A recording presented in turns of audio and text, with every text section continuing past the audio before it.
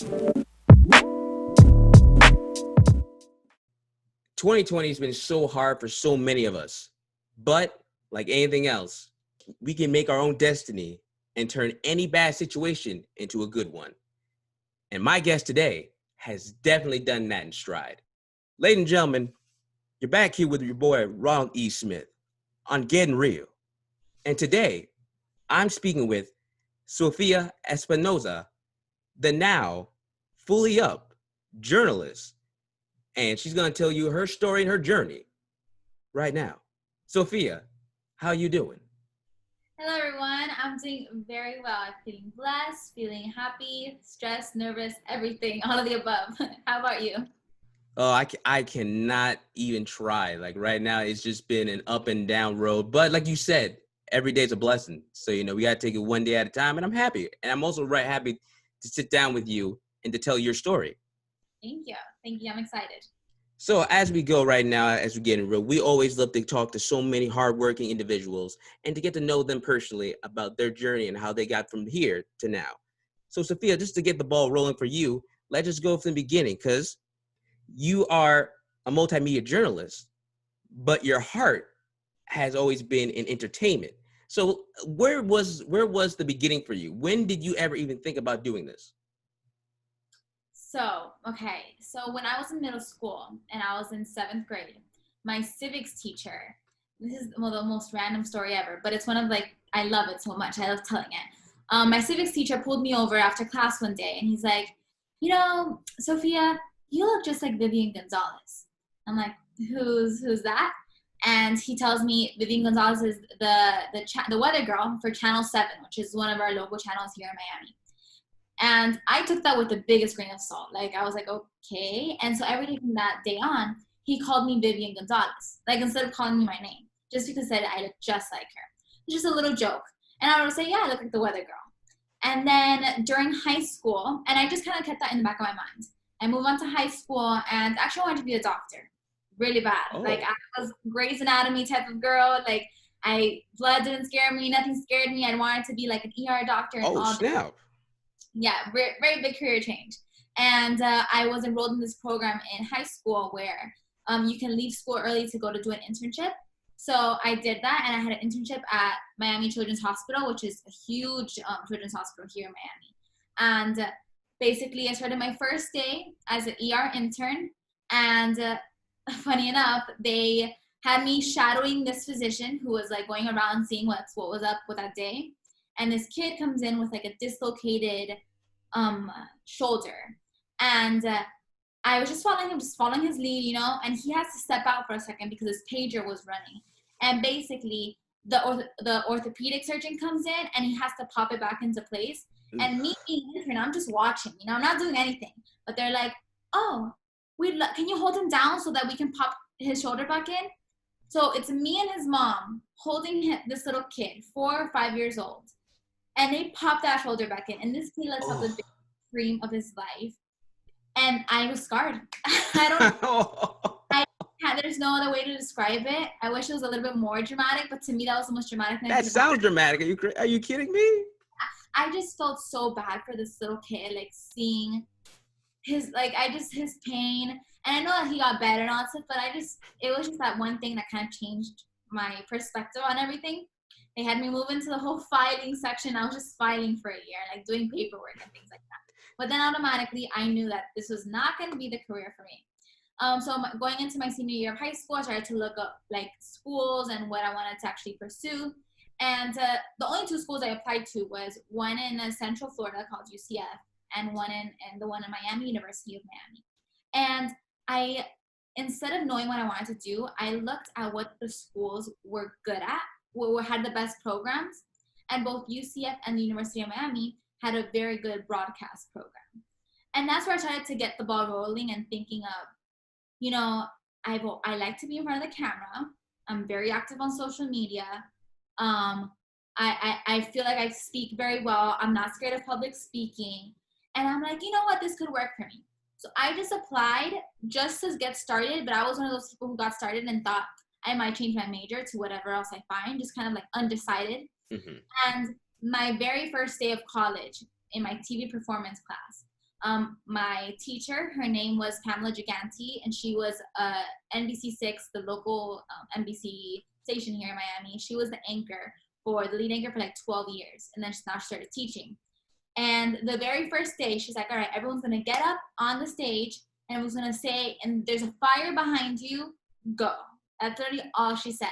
And I was extremely nervous, but I went up there and I guess I killed it because I thought it did terribly. But after class, she pulled me over and she goes, Sophia, you know, like you have this really, really natural talent. Have you always wanted to be like a journalist, or you always wanted to be like an anchor or whatever? And I go, honestly, no, like this is just, I'm kind of getting my feet wet in this whole side of things that I've never really thought of it. And she's like, no, don't you dare think of anything different. Like this is what you're meant to do. And that was my first day as a college freshman, scared and everything. And I'm like, wow, for her, who's like such a prominent personality here in South Florida, to say that to me, that got me thinking. And then that's when the story of 8th grade, where my teacher was like, you should be on the news because you look like you'd be a great person at some comes back around. Look at that. And that kind of like everything kind of clicked, you know, and it became my passion from one day to the next. And it's crazy saying that in retrospect because I feel like passions kind of grow, and my passion definitely grew, but it was from one day to the next that I was like, this is what I want to do. Like everything, my focus was now broadcast. And shortly enough, I ended up doing a lot of hardcore news. I joined the TV station on campus, and I was doing all that stuff.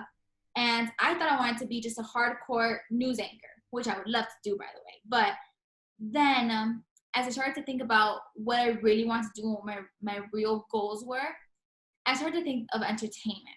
And they kind of, not that they discourage you, but they kind of tell you, like, it's hard to be in the entertainment industry. But that never really scared me too much because I've always had big dreams, and it's hard to scare me, you know. But them telling me that kind of said, okay, I have to know that I'm going into this and it might be hard to actually make it to my goal.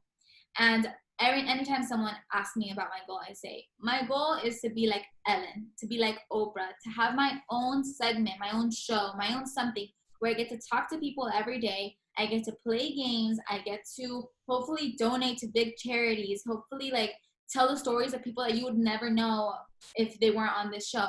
So that's definitely my end goal. But when I had to think smaller and think of short-term goals, that's when I knew that I had to go the hard news route and be just a regular reporter, an MMJ, and then eventually make that name for myself, build my brand, and eventually start transitioning over to entertainment.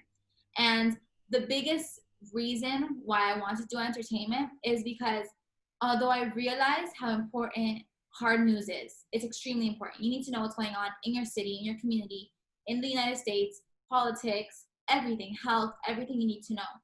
But at the same time, you also need to be aware and know of pop culture and aware of your guilty pleasures and all that stuff, because the world needs a balance of both to be truly happy. Yeah, you need to know if there was a burglary or whatever it was, but then you also need to know that Kim Kardashian might be pregnant for the 3rd time or who knows what, you know, like it's that balance, that a happy balance for a happy life. And I realized I want to be the person telling you like the better news and the happier news that doesn't really affect you as much as a burglary would, or there's a traffic accident, or there was a death, or, you know, whatever it might be.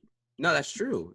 Yeah, and I think hard news sometimes, in a way, depresses me. Like when I interned at NBC6, I loved it. It was an amazing experience.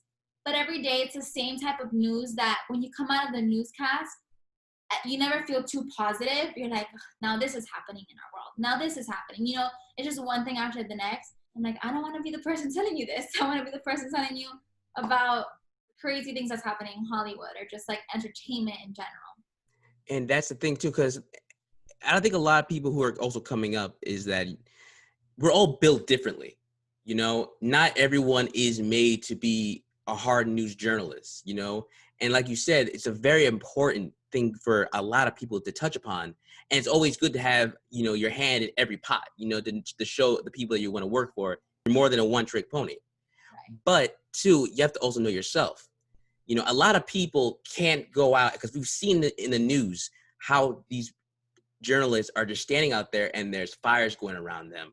There's people running around throwing things, starting fights, or even trying to going into their faces and it's trying to come up them. It's hard. It's not easy. And in the end, you have to figure out where you are and also come to terms with yourself. Like, it's okay. You know, I'm no need to judge. And this is what you wanted. But you also said too, every road is different. You know, I know what my big end goal is, but I also know that I know the road I have to take. So you're telling yourself, I need to do this to get here. But also too, just to walk back for a bit, you know, how you said how you came to terms of what you wanted, and especially around like 12th grade where you decided like, okay, this is my idea on what I want to do. Right. How did your parents feel about all this? You know, how did the whole family feel about Sophia saying, I'm going to be this on TV? I am so incredibly blessed when it comes to that aspect of it, because they really instilled in me that they don't care what I want to do. I mean, obviously, if I want to be like a garbage girl or something like that, they're probably They're like, hold on now, let's talk about it. yeah, exactly. Like every extreme is a little bit not accepted. Right. But for the most part, my parents are immigrants and they came to this country for a better life, and they were able to succeed and they did everything the right way, the way they were supposed to, because they worked really hard at what they needed to do.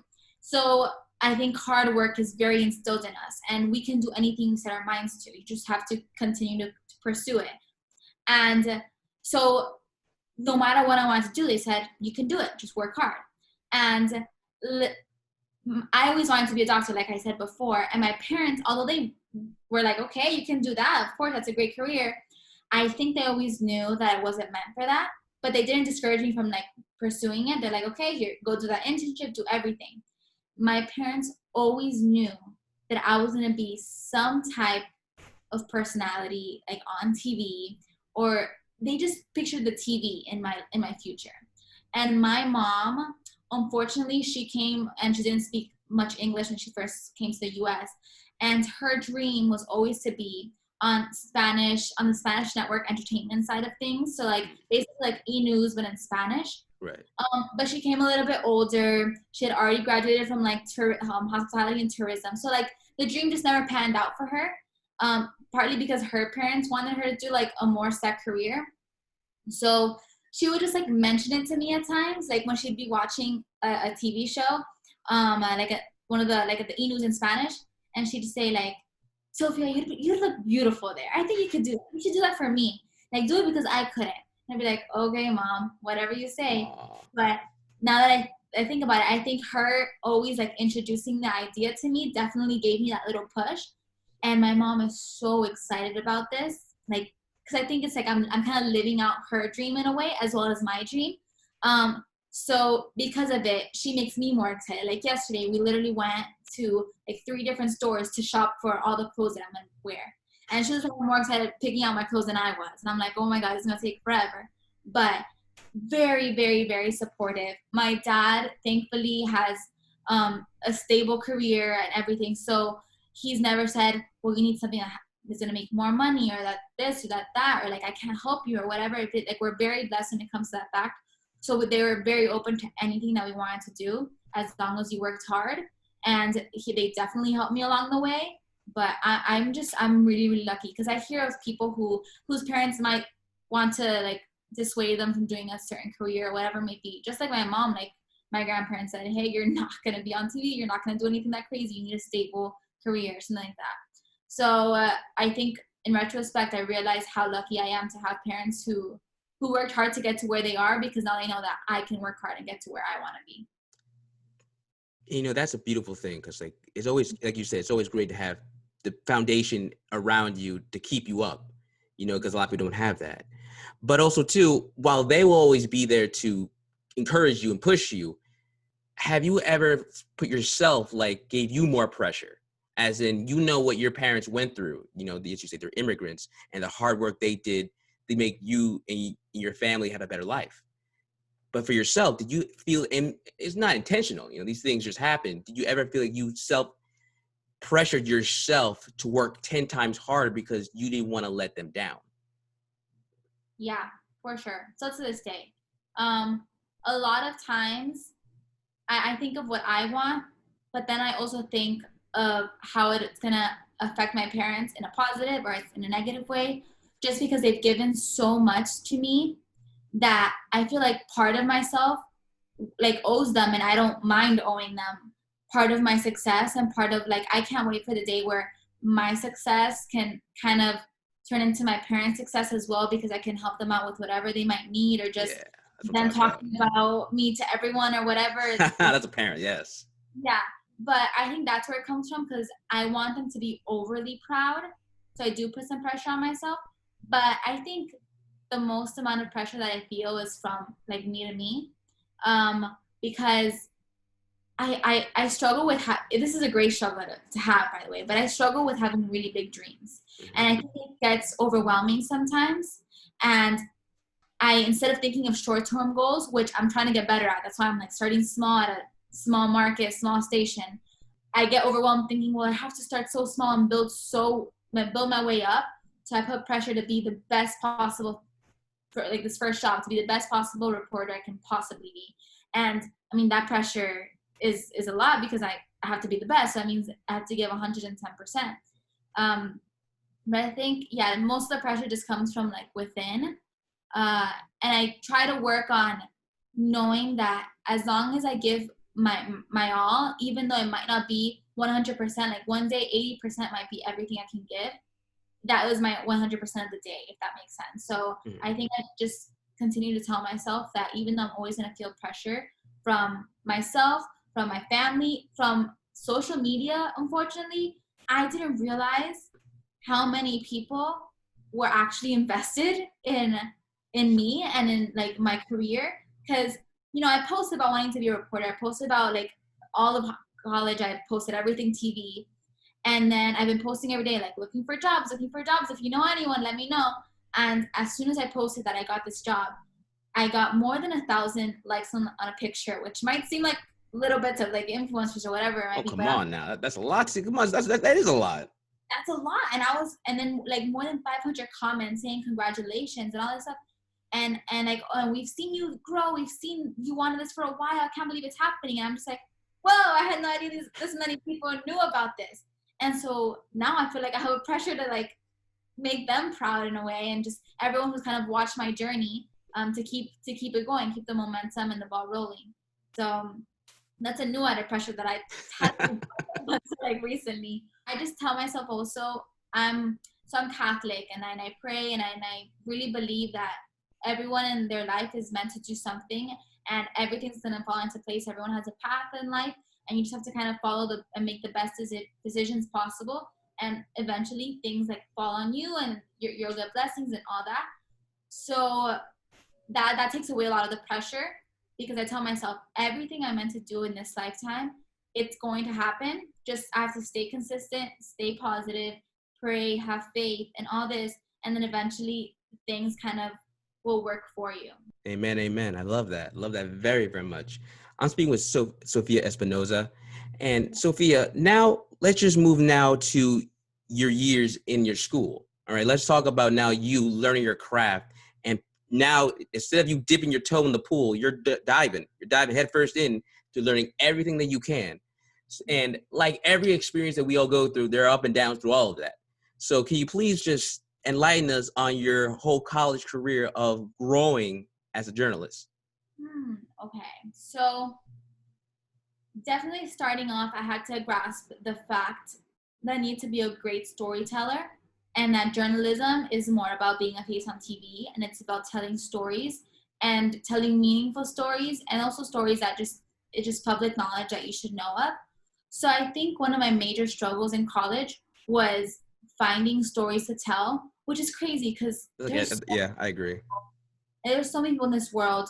There's so much going on in every community, but for me, it was hard. And I think that's one of the reasons that I like led away from hardcore news, because it was harder for me to find a hard news story and something newsworthy than to find out that Justin Bieber is going on a new tour. Like that's more like public knowledge. Everyone knows about that, and I can read up on it and tell you about it.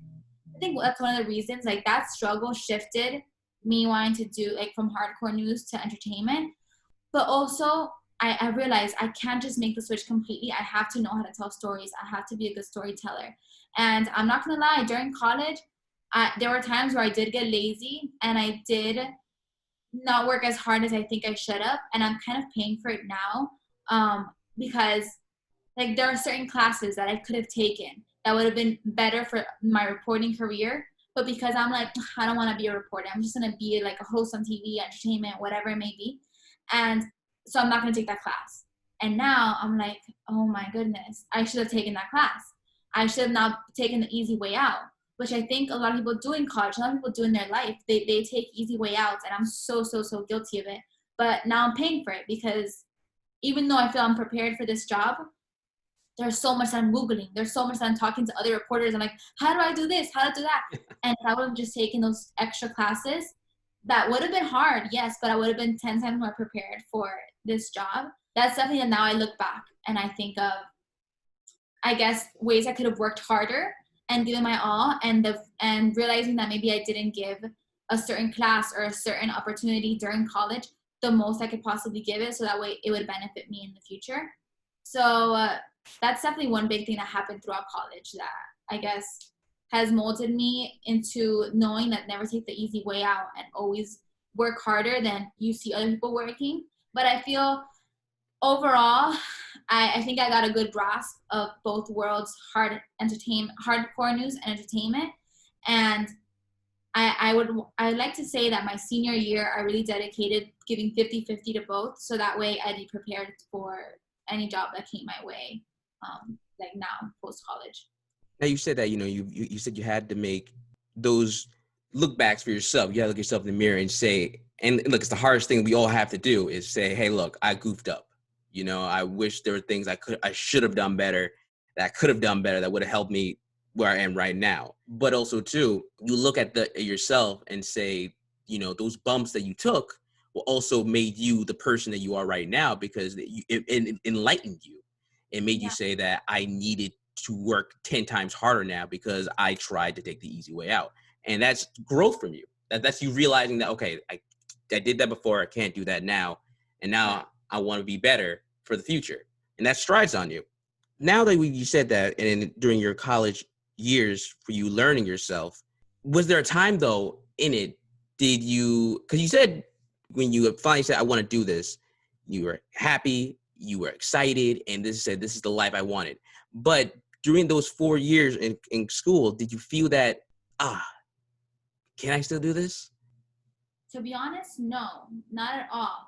But what I would say is, okay, so there's a whole another side of me, which is like what the Disney World side of me. So you probably saw with my Instagram, like my name is That Disney Girl, which I have to change soon because now can't put that. But growing up, I've always loved Disney World, and I'm one of those so-called Disney freaks who go all the time and all that stuff. But personally, it's a long personal story, but I really identify with Walt Disney. Like I live by so many of his quotes. My favorite quote of him is, all our dreams can come true if we have the courage to pursue that. So I literally, like, that's my wallpaper, that when I put that I got the job, I put that at the end on my wall in my new apartment. Like I'm going to have that because I really do believe that our dreams can come true if we have the courage to pursue them. And that always kept me like grounded and safe, knowing that my dreams were going to come true. But where I struggled with that is I had two completely different dreams. And one of them was to be the next Ellen, to be the next Juliana Rancic. And the other one was to work for Walt Disney. And I've always wanted to work like in the Disney parks. I've always wanted to be somehow tied to Disney. But then I said, no matter what dream I choose to pursue, one of them is being left behind. You know, I try to see how can I mix the two. So I'd say like, I can work for ABC because ABC is owned by Disney. But then I'm like, I can work at an ABC station, but I'm still not getting anything Disney related, So during college, even though I knew that I was trying to be on TV and wanted to be a reporter, entertainment reporter and all that, I also struggled with, I don't want to regret not working for Disney. And I don't want to regret like giving up on that dream, even though I don't feel like I'm giving up, but I'm kind of choosing on one more than the other. And in my senior year, I decided that the last that I was gonna take a gap year after college, so now, and work for the Disney company. And in February, I went through with the audition process because I wanted to be a character performer, and I wanted to be whoever they chose, because you don't get to choose who you want to be. You can just go to audition and they kind of look at you and they're like, you're gonna be this person, right? Oh, damn. I told myself, you know what? I want to do Disney, and then after I scratched my Disney itch, go into entertainment, reporting, and all that. And that was my plan. And I had that plan since early last year. So I applied to the program. I got in. I auditioned, and then I got in as a character performer. So it was a really long process. But basically, there's like Disney code, whatever, and you're not allowed to say exactly what you were gonna do. Of But I was course. a performer, and if this hopefully makes sense to you, I was gonna be friends with Mickey and Minnie Mouse. So Ooh, okay. that was practically my dream come true. Like, I really wanted to have this job. I really wanted to be friends with them. And I said, this is perfect. Like, my life was set. This was in February of this year. Before all, Dang it. Keep yeah. going. I get it. Go ahead. So I had this, and I'm like, my plan is coming to fruition. Like, everything's gonna work the way it's supposed to. And oddly enough, also when I got this opportunity, I got another opportunity from NBC6 South Florida. They're like, hey, we want you to become a production assistant and a writer for our entertainment show. Oh. That's a whole new dream that I didn't even realize would open up to me, because Wow. in Miami, it's crazy. And I don't care if I'm not going to be in front of the camera, but I'm going to be on an entertainment show. So I'm already in that realm. And then so much easier to get to like my end goal. So now I had literally to choose between my two goals of either staying in Miami, being entertainment industry, or going to Disney and living out my Disney dream. And I had to struggle with that for about 3 weeks before everything started to go downhill. So 2020. yeah, well, 2020. And now I laugh about it and I look back, but during the time I was like, this is the worst thing that could ever happen to me.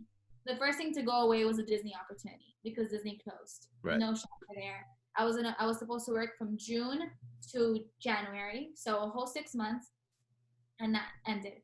I emailed the NBC people, hey, I'm ready for the job. I'm gonna give it to me right now. Let's go for it. And I kind of took that as God is making my decision for me.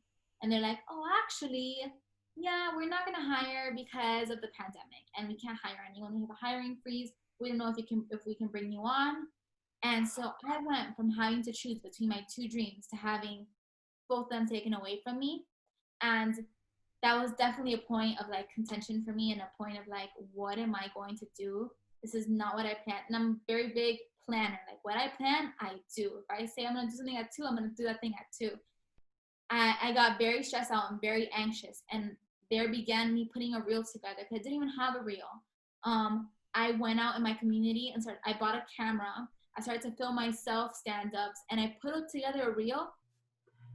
Unfortunately, I thought I had done a great job at putting together my reel, and then I showed it to a couple people, and they're like, yeah, this is not the best you can do. And people obviously knew me. So I ended up putting together a whole new reel, and then I ended up sending that out.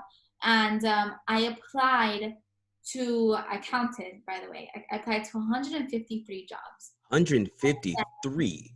Yes. Dang. I wrote down every single one of them, and I wrote down if I got an interview. I wrote down what part of the process I was in, everything. I'm very organized when it comes to that sense. Were they all in the same area in Miami and Florida? No, not at all. I started off with only Florida because I'm very comfortable with Florida. And Of course. And then as months went on and I wasn't getting any hearbacks, there's only so many stations in Florida. So I started to expand my horizons, and I started to apply outside of the Florida and all over the U.S. except like North Dakota and like South Dakota and like Nebraska and stuff. Because oh, poor Nebraska. Yeah, I'm sure they're like great cities or great states, but you know, I You're didn't like, want oh to nah. scream. Yeah, so I applied to all these jobs, and every day I would apply to 1 to 2 more. And this is one of the things that I think that when I look back, like 10 years from now, and hopefully I'm going to be very successful. And I can't wait to tell this story where I applied to all these jobs, and the job I took, I didn't even apply to. They found me through YouTube, and that baffles me. That Wait, literally they baffles me. did? They did. They did Whoa. apply. And I look at that like I was putting, I think God or whatever is watching me from above was watching me put all the work in, everything I need to do, calling news directors, calling producers, emailing a bunch of people. LinkedIn, I was posting on LinkedIn my reel every single day. On Facebook, you saw like on digital You're careers, hustling, yeah. I was hustling. I was doing everything possible. And then this station reaches out to me and says, hey, we found you on YouTube. We think you'd be great for our MMJ position. Like, do you want an interview? And at first I'm like, heck no, I'm not going to Illinois. Like, what's in Illinois? I know it's Chicago and it's the cold, and I'm from Miami. I don't Oh, like. so you already know that's not a mix. So they're like, okay, you want to do an interview? And I ended up calling them, and they're like, we really like you, and we want to know more about you. So I told them about myself. I told them everything that I've been doing, like with college and all that stuff, and what have the past couple of months been like for me. And I tell them, so what I really specialized in my last semester of college was this show called What's Going On at the U, which basically was an IGTV show, less than a minute, sometimes a minute 30, on what's happening that week on campus. And it was like, just that was my baby. We created that show from scratch. It was very like user friendly, perfect for people who are always on Instagram.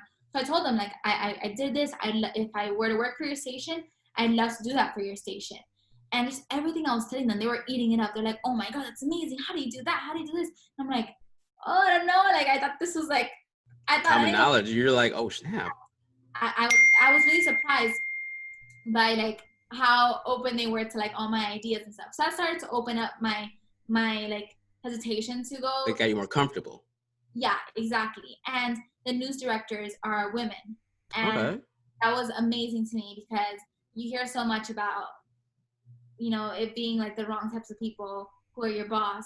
And Right. then you don't get the same opportunities or just might be a little bit harder or whatever the case may be. So to have two women who are, sort of young and looking out for me, and they're like, we're going to take care of you. Like, we got you, all this stuff. It really meant a lot to me. And the fact they were giving me creative freedom for everything, I thought, okay, I could give this a shot. And talking to my family about it, they're very supportive about everything. And I was like so hesitant about leaving. And they both said, every day you're applying to all these jobs, you're praying for a job, you're like going crazy, and then this one falls on your lap. How are you gonna say no? True. And it's different if they were off, they fall on my lap with their terrible station or whatever the case may be. But they didn't give me any reason not to go.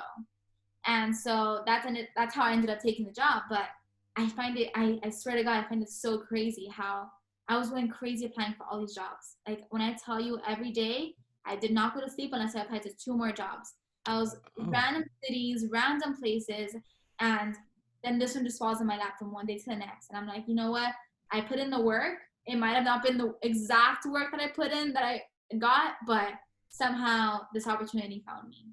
And just to go back what you said, look, you applied to 150 places. You said that every day I'm going to apply. I don't care how much I get tired from doing it. I'm going to do it. I'm going to email. I'm going to call, just even to get annoyed by me. I'm going to let them know I'm here. Take me. And this one falls in your lap. But before that, it happened. How were you feeling when you weren't getting the calls you wanted or the response you wanted? Like, what was that feeling in your stomach, in your mind about how you were holding yourself, especially what's been going on in 2020? Yeah, I definitely had moments of doubt. Never enough doubt to like throw away the whole idea of being a journalist. Yeah, never that intense, because Yeah. I told myself, one of my very close friends who graduated last year, she didn't get her first opportunity, her first job until like 6 months after she graduated. So knowing that, I'm like, okay, I'm not going to freak out yet. Like, I know no one's calling me, but we're in the middle of a pandemic. Right. Lots of people don't get a job right after college. and all this, so that kind of kept me safe.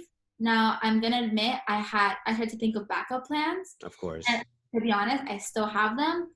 Nice. I've told myself, if the journalism world isn't for me for any reason, or if I hate this job or whatever the case may be, I always have Disney to fall back on, even though that there's not a sure opportunity there, but I can pursue that. Right. So I've started to just be more like aware, okay, things might not work out the way they're supposed to, because as you can see, like this year has not worked out the way anyone wanted it to. Preach to the choir. Yeah, and so you have to be kind of open to maybe new ideas. So I jotted them down like in my head, just thought of other opportunities I can possibly pursue. But during the everyday not getting calls, I definitely wondered about myself and about how, I guess, good I thought I was, because I have professors telling me, "Oh, you're sure to land a job. You're gonna do great." I have people at the internship I did, like all the anchors and the news directors saying, "Oh, you're so gonna get a job right out of college. They're gonna be fighting for you." All this stuff, and I think that kind of Boosted made my you up. Yeah, I was like, this isn't gonna be hard at all, and it was definitely a humbling experience Yeah. to realize that there's so many people just like me.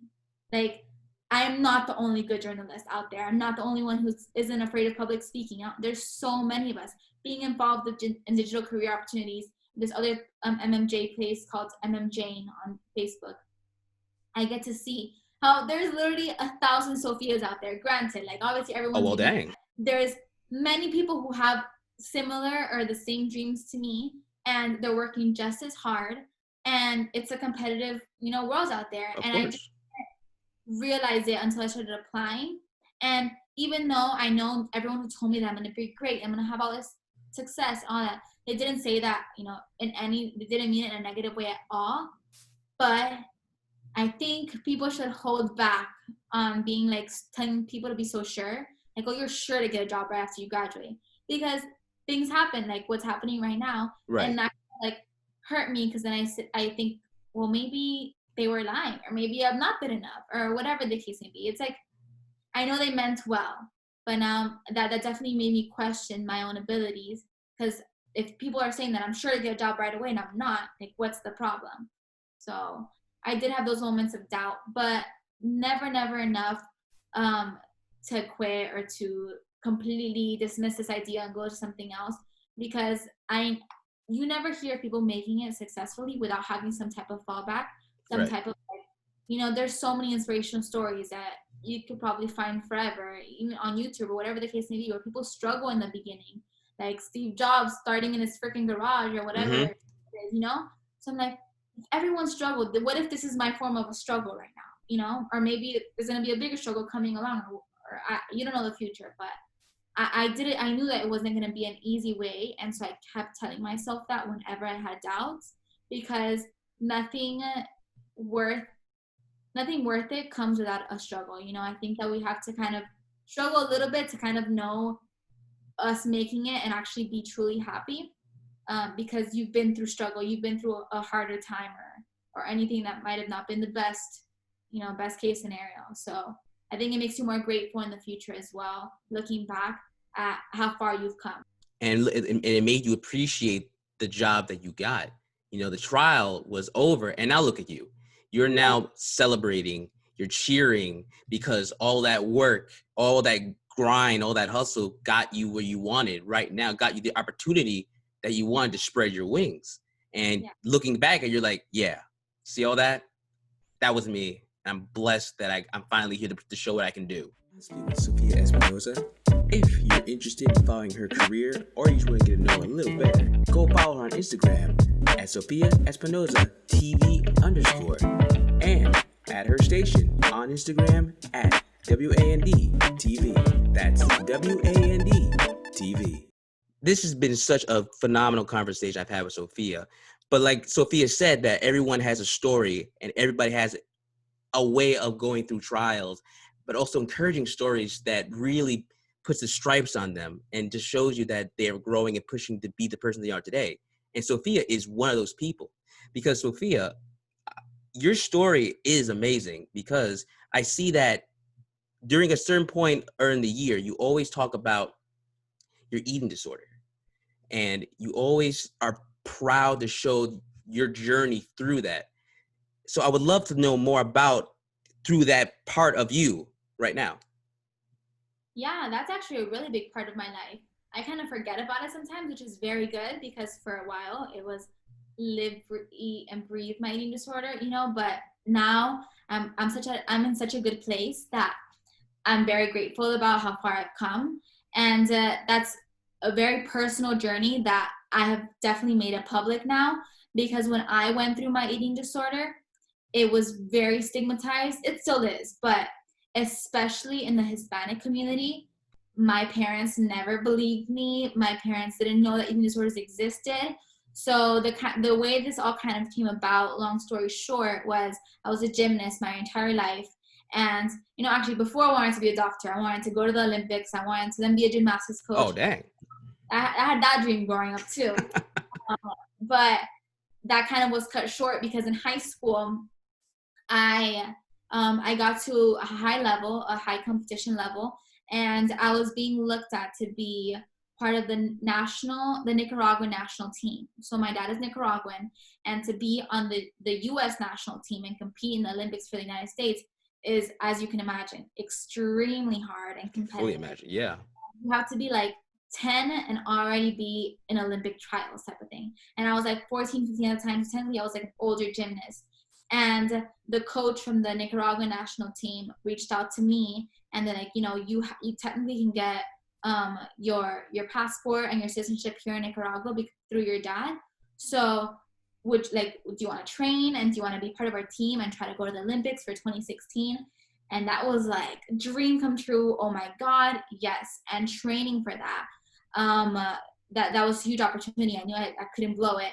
And training for that, my coach one day, she said a very light comment that now we're still in touch, and we both look back and we think about how different my life would have been if she didn't say the little comment, which was, you know, if you lost like 2 or 3 more pounds, you'd stick your landing on beam, right? Because you have less mass on your body. Just like it does make sense, because the smaller you are as a gymnast, the more agile and the more, I guess, the more potential you can have, just because you're smaller, and smaller people can do more things easier.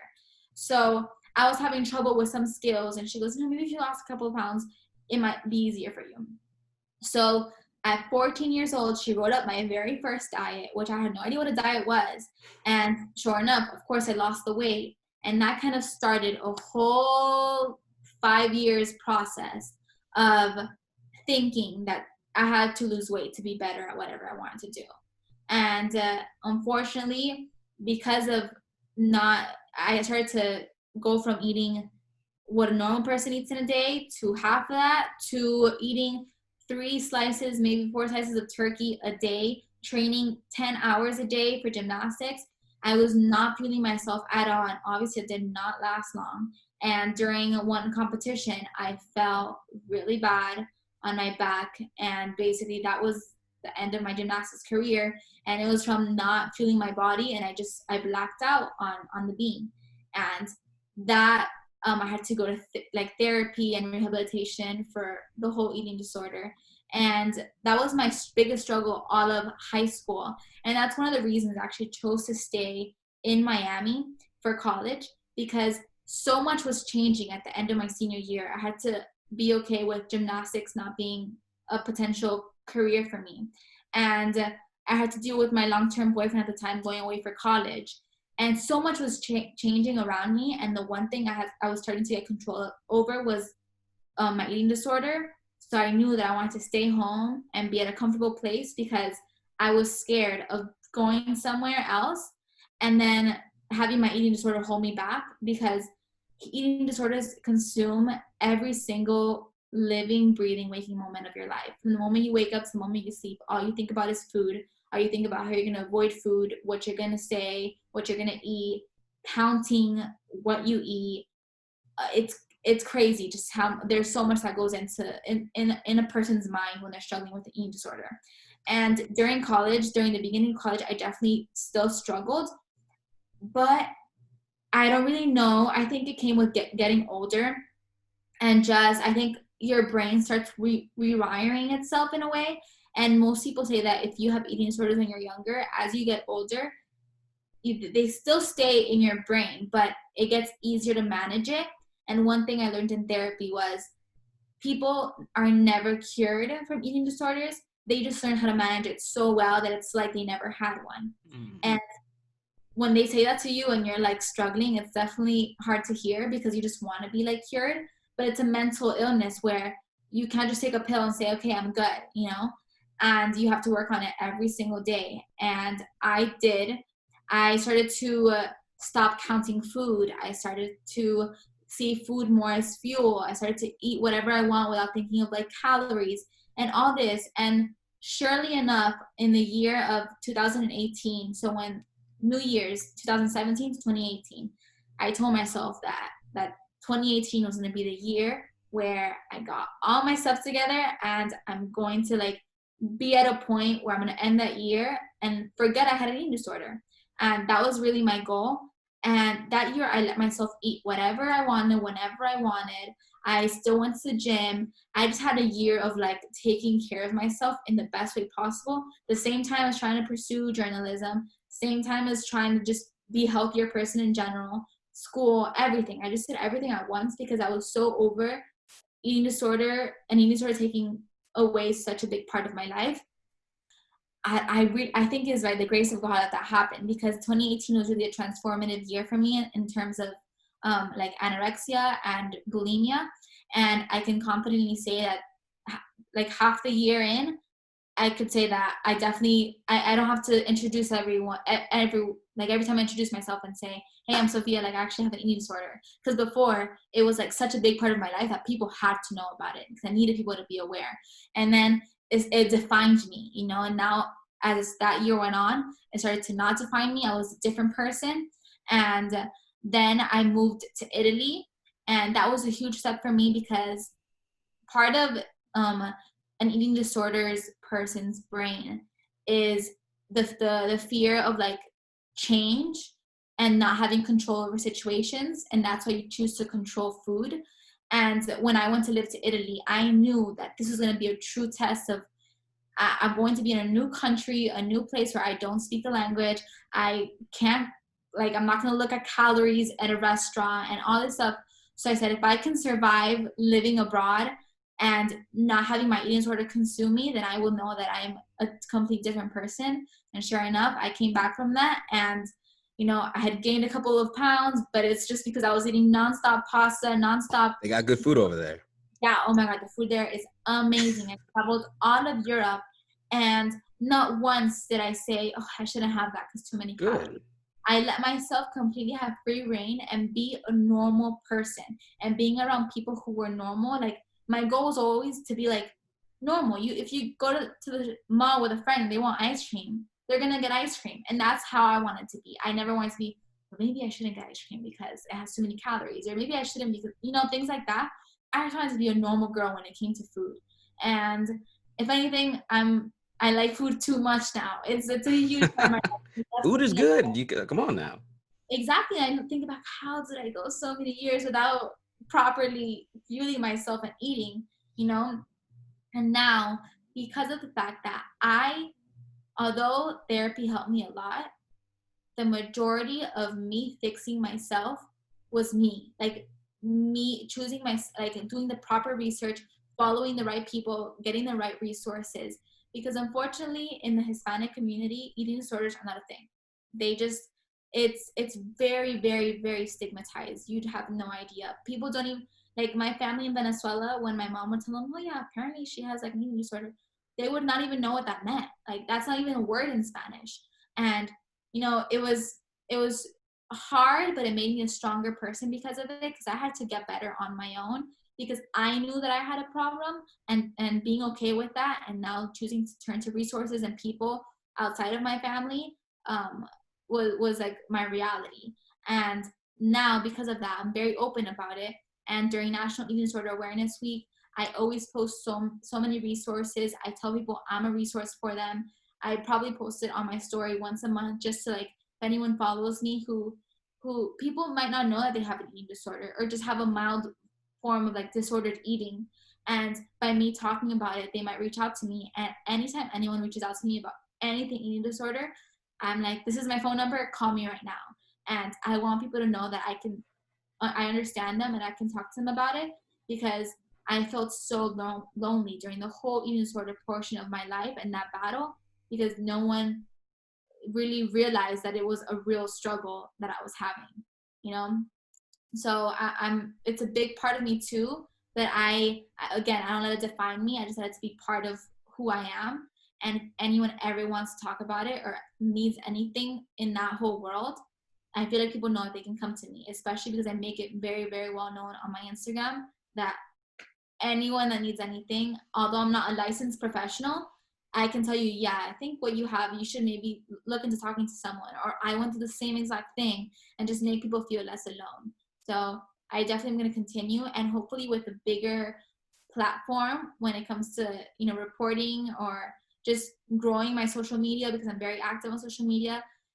I hope that I can reach more people who might struggle, because society standards for women and men too, but mostly women, it's crazy how people don't realize the pressure sometimes that women put on themselves and their body, and because of It is a lot. yeah, the pressure to be perfect and the pressure to have it all figured out and everything. And there's just so many complications that come from that pressure on women. So I know that there's so many people out there who just probably haven't come out and realized that they might be struggling with something. I wanted just to backtrack 1 second to when you brought up about your heritage, this Hispanic community, and how they don't believe it. They don't believe it's a thing. They don't believe that what you're dealing with is real. So when your family saw what you were going through, eventually, what was going, the real cause of it, how long did it take them to really open up and say, okay, we're here to listen, we want to help? So I think the first time my parents started to see that something was wrong was when I did black out at that competition and I fell. And I think that before that, they had just seen me like get skinnier. But I think that when I got hurt and going to the hospital and them telling me how much I weighed, and I think they finally saw me, and it was no secret that I looked way too thin. Like if you saw any of the posts, like I always post about pictures because I looked just so unhealthy. And It's so like like night and day. yeah, night and day. And my parents have opened up to me and told me that it wasn't until that moment that they really saw me and saw me differently. Because when you think about it, they see me every single day. So I guess they didn't notice how big of a change it was till they saw old pictures and till they saw me that day that I fell. And I probably looked very fragile and I was so lethargic and all this. And they finally like, okay, something is wrong. But because of my heritage and because of my culture is also very tied to religion, I guess my mom thought that like you could just pray it away. And I mean, you have to pray and tell like, God help me with this, But she was like God will fix it. Like she would go pray for like what are those things called? Like those group prayer sessions to heal people and things like that. And I'm sure it worked in its own way, but There's I more needed steps. help. I needed a therapist. I needed someone who specialized in eating disorders. And my parents then started to take me to like a regular therapist, like someone you'd go like if you had depression. And I'd go and I'm like, yeah, so I'm scared to eat like lettuce. And they're like, what? Like They had don't no know. idea how to handle it. Like you wouldn't go to a heart surgeon for like a knee problem. Exactly. So they thought that there was just one type of therapist. So they just got me with the first therapist they saw. And I'm like, this lady does not understand anything I'm telling her. And they're like, well, maybe you're not telling her the right things. I'm like, I'm telling her what I'm going through. And it was really hard for me because I was so open about having a problem and wanting to fix it, which a lot of people aren't. Like people don't admit. I was never in denial. Like I knew that there was something wrong. And I'm here telling this lady like exactly how I feel. I went through 3 different therapists and they would just be like, well, so what childhood traumas have you been through? And they tried to go through that route. And I'm like, Absolutely nothing. I've been the happiest person my entire life. Like I've never had, you know what I mean? Like they were just going through different strategies and no one ever helped me. And then finally in college, so this happened um when I was in 10th grade. So I went through 11th and 12th grade, trial and error, all these different therapists and all this stuff. And then in college, finally, my parent, the year that I said 2018 is the year that I'm Oh, going, that was okay. Okay. that year I looked up my own therapist and I looked up an eating disorder specialist. And I found one who actually worked with the University of Miami. And now that I was older, I'm like, I'm booking her. This is Dad, give me your insurance card, give me your credit card. We're paying for I'm this. doing this, okay? Yeah. And then I talked to her and she understood everything that I was going through. And I remember crying at that first meeting because I finally felt like she was telling me, yeah, there's something wrong with you, you know, like this isn't okay. And I said, I need you to talk to my parents about this. And unfortunately, she only spoke English, and my parents, although they speak English, they understand it. Sometimes they don't get the whole message because it's just Right. the whole language barrier. But we had a meeting together, and the therapist just assured, like, Sophia has a problem. I want you to hear her, and I want you to tell me that you think this is normal or if it's not normal. And then I had to go into depth about things that I did in secret and things that I did in my past that I guess they both finally started to realize, okay, there's definitely a problem. But my parents, because they didn't completely fully understand how this came to be, they took a step back and they said, you do have a problem, we accept it. Here's the therapist with the lady that I was working with, you work with her. Mm-hmm. So it was and then my parents never asked me about food, about weight, about anything. So to this day, like sometimes they might make a comment like, oh, you're looking thinner, or you look like stronger, or whatever the case may be. And I give them a face like, that's No. because a lot of, if I don't know if you knew this or just maybe anyone who's listening, people who have eating disorders don't want anything weight, food, appearance commented on when it comes to like body image. Like obviously like saying your hair looks pretty is one thing, but like, oh my gosh, you look skinnier. Even though that's like a compliment in a way, it's really not, because then it makes me think, maybe, oh, well, if she said I look skinnier, maybe I look better skinnier, so maybe I should lose some weight. It's just a Okay. you never want to comment on someone's food or weight patterns. Or like if we go out to eat and I'm eating a lot of food, my parents sometimes say, oh, you're eating a lot, maybe you shouldn't be eating a lot. And I'm like, don't tell me that, because now I feel guilty for eating this, you know? Got it. Got it. They had to, it was a whole learning process for them. And thankfully, after that meeting, they started to open up about everything and they started to realize that I did need help. So now they were more paying attention to me and things that I said. So even though they would mention something at dinner, I said, guys, that's something that you shouldn't say to me. Okay, perfect, noted. And they wouldn't say it to me. And then since this day, there's some little things that come out here and there. Of course. But I have to kind of like just guide them and just realize that they don't say it in a negative way. They never want to hurt me. They know how hard it's been for me to reach this level of normalcy.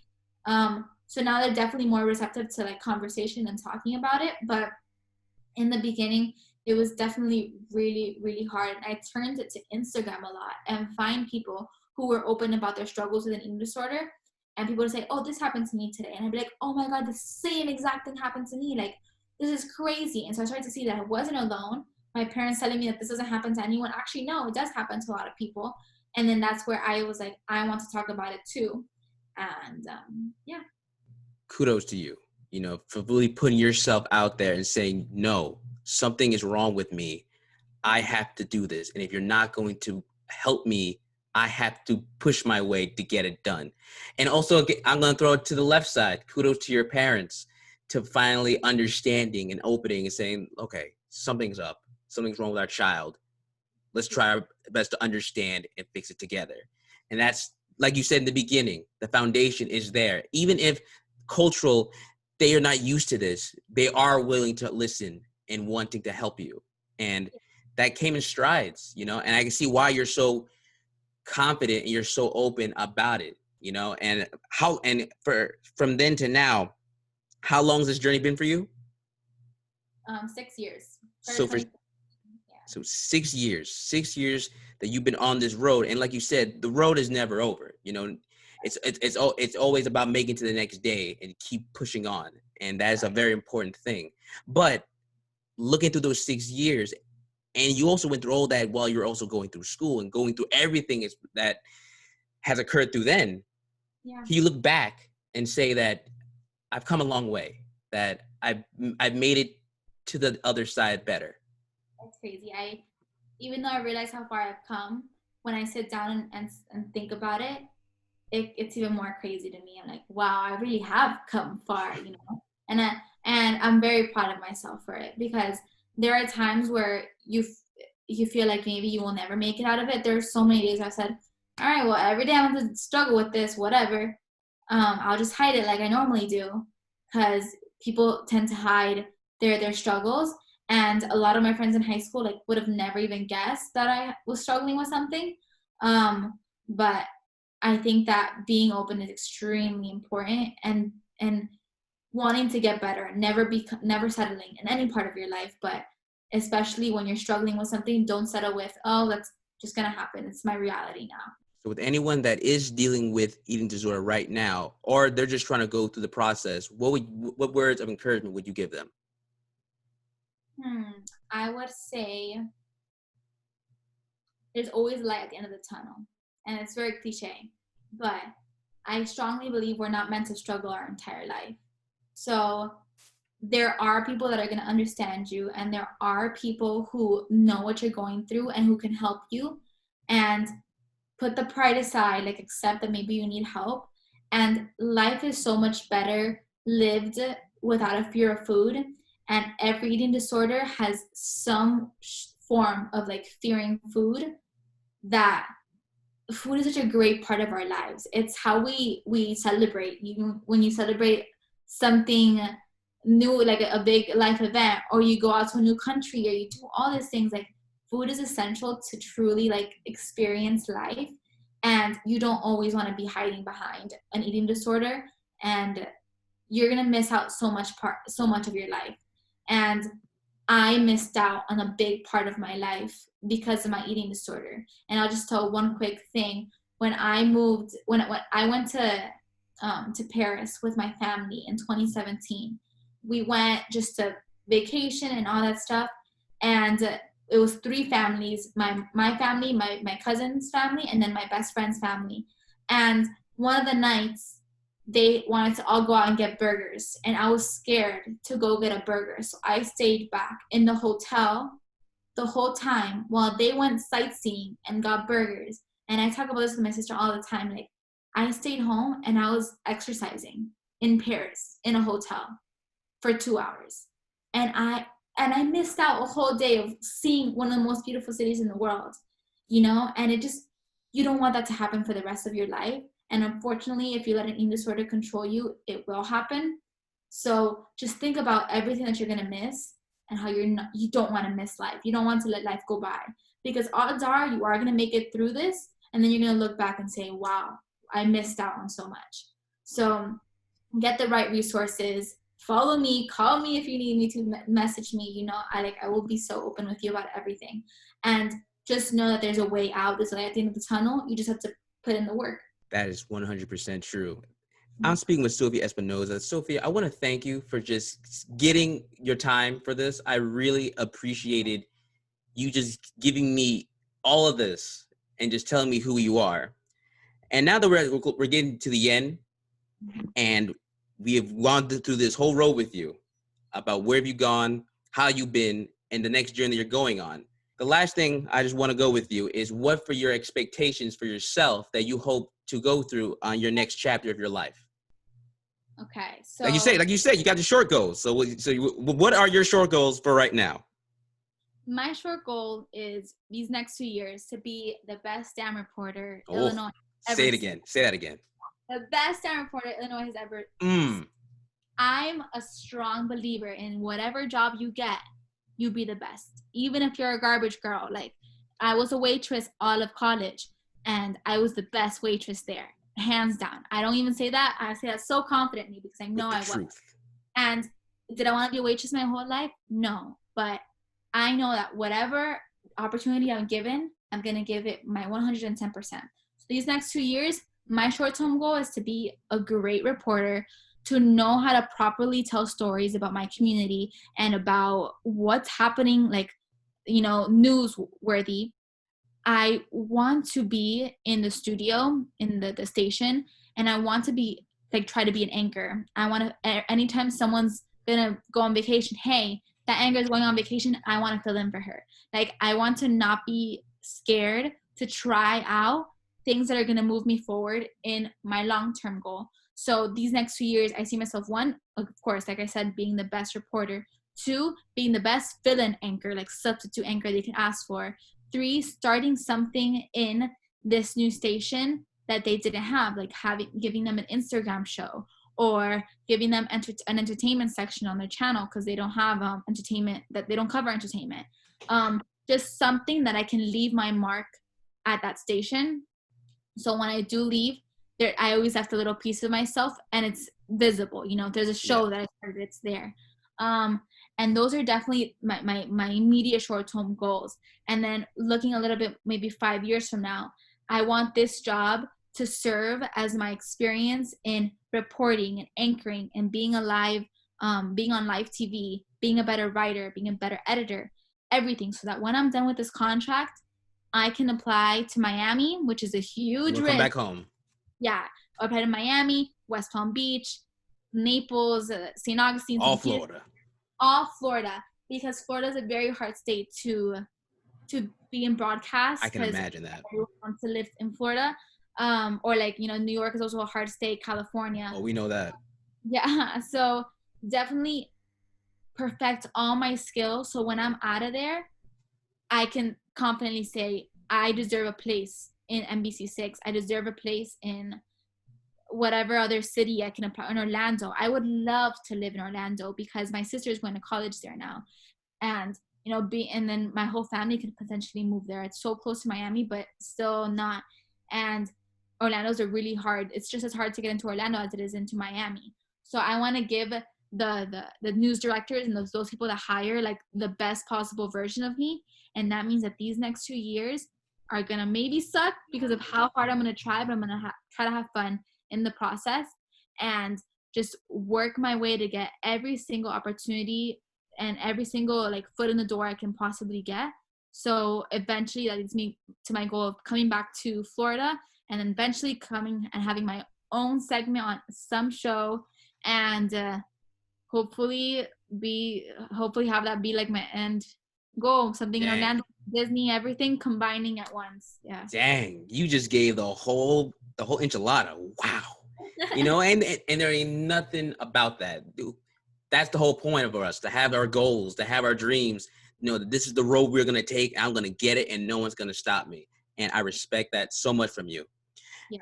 Before I let you go, and again, I want to thank you. You gave me your time. You opened up like a full-on book like you said you'd be, and you gave it your all. The last thing I always do with my guests, and this is a big thing, it's the shout-out time, where we give appreciation and respect to the people who've been by our side and who've been with us to the bitter end. So the floor is yours. If there's anyone you can think about top of your head that you want to give love and respect to, go on ahead. Okay, definitely my professor, Trevor Green. He is one of the people who always believed in me. All of college, he was my mentor. Helped me after college with the realization that a job wasn't gonna come that easy, and was there to celebrate me once I told him that I did land my first job. So definitely him. My best friend, Chelsea Lavelle, who actually is a reporter now in a station in Elmira, New York. So she just started last week, and we've been in the same boat together, and we have both been each other's rock and support and motivation throughout this whole thing. And every time I called her crying, saying, I'm never going to get a job. This is not going to happen for me. Maybe I should just like stay home and just do nothing. She's like, girl, all you need is one yes. After that one yes, so many doors will open for you. And even though I knew she was going to say that every time I called her, somehow hearing her say it made me, okay, I got this, pushing forward and just get over my little hump of being dramatic. And then my family, just my entire family, my mom, dad, and my sister, because they were going crazy with me talking about this already. They were just like, you need to get a job already. Like, yeah, but they're definitely supportive in that sense. And who else? Just there's so many people, but if I can say just in general, people at NBC6 in South Florida, it's a huge station here, probably a dream station to work at. And I have talked to all the anchors, all the reporters, everyone, and I've told them like my dreams and how do I get there, and they kind of helped me. And anytime I had an opportunity pop up, I'm like, this is what it's popping up. Should I take this? Should I go? What do I do? And they've been very, very helpful because they know the ropes and they know how the world is. So it's so inspiring to see people who have been in your shoes and now they tell you, hey, this is what you have to do. So definitely all those people at NBC6, and then just friends and family, they know who they are because they've helped me so much. That is beautiful, and that is 100% real. My name is Ronald E. Smith. This right here is Sophia Espinosa. And y'all, I think we just got real. Like, subscribe, and I'll see you again.